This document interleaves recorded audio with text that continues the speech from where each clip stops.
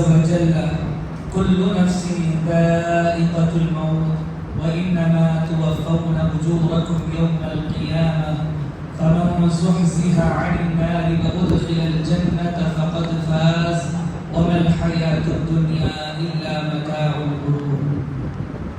عزیز بھائیوں، آج تراویح کی نماز میں ہم نے 2 سورتوں کا کچھ حصہ پڑھا ہے، بعض حصہ پڑھا ہے۔ سورہ آل عمران کا کچھ حصہ پڑھا اور سورۃ النساء کا کچھ حصہ پڑھا۔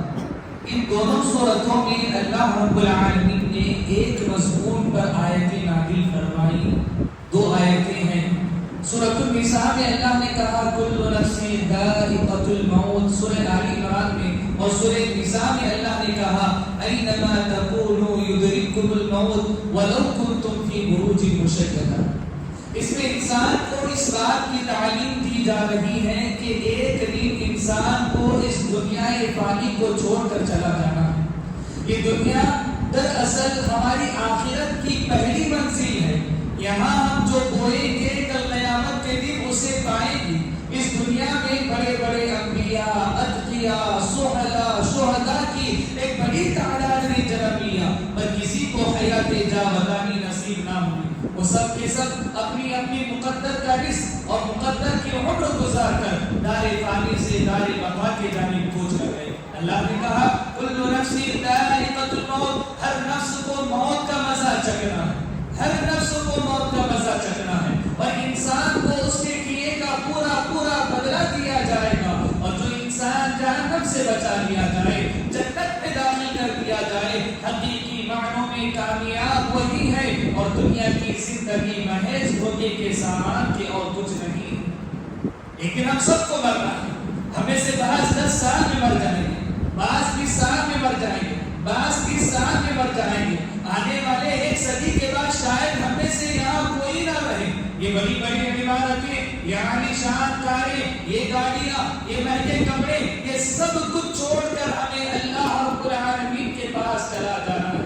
جب اللہ نے اپنے باپ آدم کو زمین پر بھیجا تھا تب ان سے کہا تھا قُلْ اهْبِطُوا مِنْهَا جَمِيعًا کہ تم سب کے سب یہاں سے اتر جاؤ۔ آدم اور حوا کو کہا تھا، اور اس کے بعد کہا تھا کہ تمہیں اس زمین پر ایک مدت رہنا ہے، وَلَكُمْ فِي الْأَرْضِ مُسْتَقَرٌّ وَمَتَاعٌ إِلَىٰ حِينٍ، اور تمہیں لوٹ کر دوبارہ اللہ رب العالمین کے پاس آنا ہے۔ نبی صلی اللہ علیہ وسلم ہمیں جو تعلیمات دی، ہمیں جو اسباب سکھائے، جو نظام حیات ہمیں بتلایا ہے، وہ نظام حیات ہمیں ہر دن موت کی یاد دلاتا ہے۔ جب ہم بستر پر جا رہے ہیں ہمیں موت کی یاد اس طور پر اللہم بسمک اموت واحیا، اے اللہ تیرے نام سے مرتا ہوں، موت کی یاد دلائی جا رہی ہے۔ اور جب بیدار ہوتے ہیں تب کیا دعا پڑھتے ہیں؟ الحمدللہ الذی احیانا بعدما اماتنا، کہ ہر قسم کی تعریف اللہ کے لیے ہے جس نے مجھے مارنے کے بعد دوبارہ زندہ کیا ہے۔ پھر موت کی یاد دلائی جا رہی ہے۔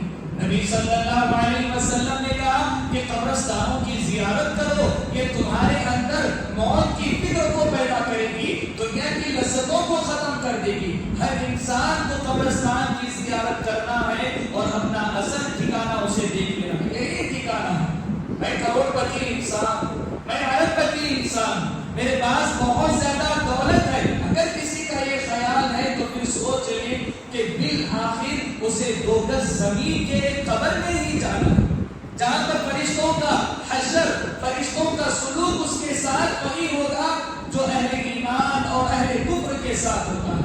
اگر یہ اہل ایمان سے ہے تو اس کے ساتھ اچھا سلوک ہوگا، اور اہل کفر سے ہے تو ناروا سلوک اس کے ساتھ کیا جائے گا۔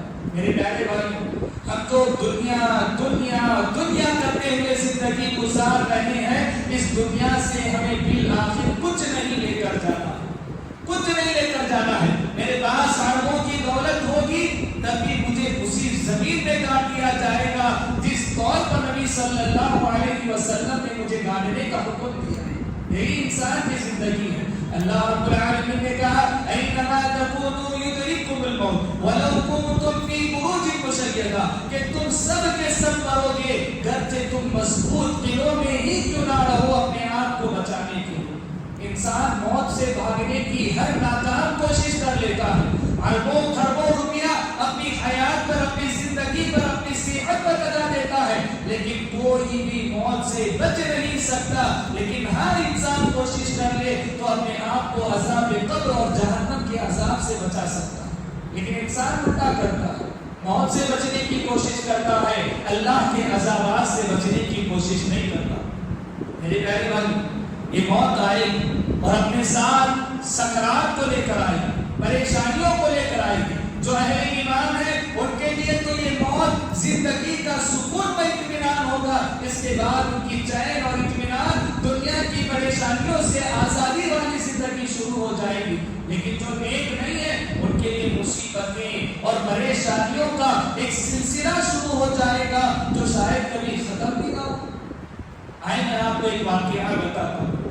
یہ واقعہ بتانے کا مقصد یہ ہے کہ جو اہل ایمان ہے, فرشتے ان کے پاس آتے ہیں, نیک ہے تو خوبصورت فرشتے آتے ہیں اور بڑے اطمینان سے اس کی روح کو قبض کرتے ہیں. کیسے؟ یا ایتھا النفس المطمئنہ ارجعی الی ربک راضیۃ مرضیہ. اے نفس مطمئنہ, نکلو, اللہ رب العالمین کے جانب نکلو. بڑے سلوک کے ساتھ, احترام کے ساتھ اس نیک آدمی کی روح کو قبض کیا جاتا ہے. وہیں پر ایک بدبخت اور فاجر کی روح کو قبض کرنے کے لیے فرشتے سختی کرتے ہیں. جتنا وہ بدبخت ہوگا سختیاں اتنی ہی بڑی گی. مثال یوں دی گئی ہے, مان لو کوئی بھاری دار چادر ہے, کانٹے دار درخت پر پھینک دیا جائے, اسے گھسیٹ کر نکالے, اس چادر کی جو حالت ہونے والی ہے ایک کافر اور فاجر کی موت کے موقع پر اس کی وہی حالت ہونے والی ہے. اب یہ تکلیف کتنی شدید ہوگی اس کو بتانے کے لیے واقعہ بیان کر رہا ہوں. علامہ اقبال گیلانی رحمۃ اللہ علیہ اپنی کتاب قبر کے بیان کے ابتدا میں مقدمے میں ایک واقعہ لکھتے ہیں. عبداللہ بن عباس رضی اللہ تعالی عنہ اس واقعے کو بیان کرتے ہیں کہ عمرو بن عاص رضی اللہ تعالی عنہ کو اپنی زندگی میں یہ بڑی تشویش رہتی تھی کہ نبی صلی اللہ علیہ وسلم نے کہا موت کے لیے پریشانی ہے, موت کے لیے تکلیفیں ہیں. وہ تکلیفیں, وہ پریشانیاں کیسی ہوتی ہیں؟ اگر کسی کا آخری مرحلہ ہوگا اس کے پاس جاتے ہیں, اس سے سوال کرتے کہ موت کی تکلیف کو بیان کرو, لیکن وہ بے زبان ہو کر رہ جاتا, موت کی تکالیف کو, پریشانیوں کو بیان نہ کر سکتا. وقت بیتا گیا, عمرو بن عاص رضی اللہ تعالی عنہ کے آخری لمحات آئے. ان کے دوست و احباب ان کے پاس آئے اور کہنے لگے, اے عمرو بن عاص, آج تم پر وہی کیفیتیں ہیں, وہی سکرات ہے جس کو لے کر ہمیشہ تم تشویش میں رہتے تھے. آج تم بیان کرو کہ یہ موت اپنے ساتھ کیا سختیاں, کیا پریشانیاں لے آتی ہے. عمرو بن عاص رضی اللہ تعالی عنہ نے کہا, اے دوستوں, مجھے ایسے لگ رہا ہے گویا یہ آسمان کے بارے گرا مجھ پہ ٹوٹ پڑا ہے اور میں آسمان اور زمین کے درمیان پیسا جا رہا ہوں. مجھے ایسے محسوس ہو رہا ہے گویا میری گردن پر کوئی بڑا پہاڑ رکھ دیا گیا ہے جس کے وزن کو میں برداشت نہیں کر پا رہا ہوں. مجھے ایسے محسوس ہوتا ہے گویا میرے پیٹ میں کھجور کا درخت ہے جو چکی کی طرح گھمایا جا رہا ہے, اور مجھے ایسے محسوس ہوتا ہے گویا میری سانس سوئی کے ناکے سے گزر رہی ہے. یہ موت کی تکلیف اس انسان کے لیے جس کے بارے میں میرا ایمان, میرا عقیدہ ہے کہ وہ جنتی ہیں, وہ جنت میں جنت الفردوس کو پانے والے ہیں, نبی صلی اللہ علیہ وسلم کے رفیق اور ساتھی ہونے والے ہیں. یہ اس انسان کے لیے ہے. تو ذرا سوچیں گنہگار اور فاجر کی روح کے قبض کا کیا حالت ہونے والا ہے.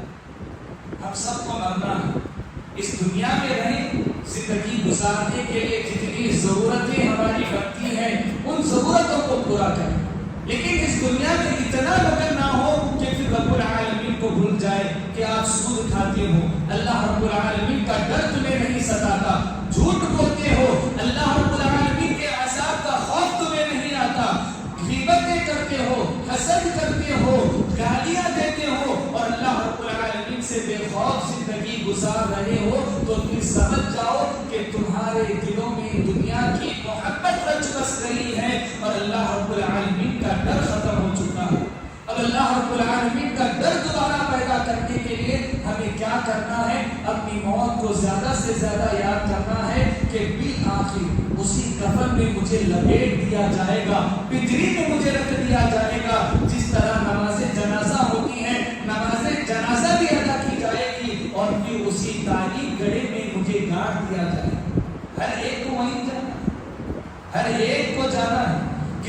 جلدی جانا ہے، کسی کو کچھ دیر سے جانا ہے، اور یہ دیر بھی کتنی، ایک صدی جتنی بھی دیر نہیں، بس یہی زندگی۔ تو اب گھر والوں کے لیے اللہ کی نافرمانی کرتے ہو تو سوچو یہ بیوی یہ بچے قبر میں آ کے اللہ کے عذاب سے بچانے والے نہیں۔ اگر اپنے دوستوں کے لیے اللہ کی نافرمانی کرتے ہو تو یاد رکھو کہ یہ دوست تمہیں عذاب قبر سے بچانے والے نہیں۔ ویسے وہ ایک مزاحیہ بات بنائی گئی ہے، لیکن بات میں بڑا اثر اور دم ہے، اس لیے میں بیان کرنا چاہتا ہوں۔ ایک دوستوں کا گروپ تھا، وہ گنہگار تھے، ایک دوست مر گیا، اس میں سے جہنم میں چلا گیا۔ جب جہنم میں گیا آخرت میں تو دیکھا کہ اس کے دوستوں میں سے کوئی نہیں میرے دوست کہاں ہیں؟ بولا تیرے مرنے کے بعد وہ سب اللہ سے ڈر گئے اور نیک بن گئے۔ تو ہمارے مرنے کے بعد کسی کو عبرت ملے اس سے بہتر ہے کہ ہم دوسروں کے جنازوں سے عبرت حاصل کریں کہ بالآخر ہمیں مرنا ہے۔ اللہ رب العالمین سے دعا ہے کہ رب العالمین ہمیں موت کا سامان تیار کرنے کی توفیق عطا فرمائے، قبر کے لیے تیاری کرنے کی توفیق عطا فرمائے۔ اللہ تعالی ہماری ٹوٹی پھوٹی عبادتوں کو قبولیت کا درجہ عطا فرمائے اور ان اعمال صالحات کے بدلے جنت کے بلند و بالا مقامات عطا فرمائے۔ السلام علیکم۔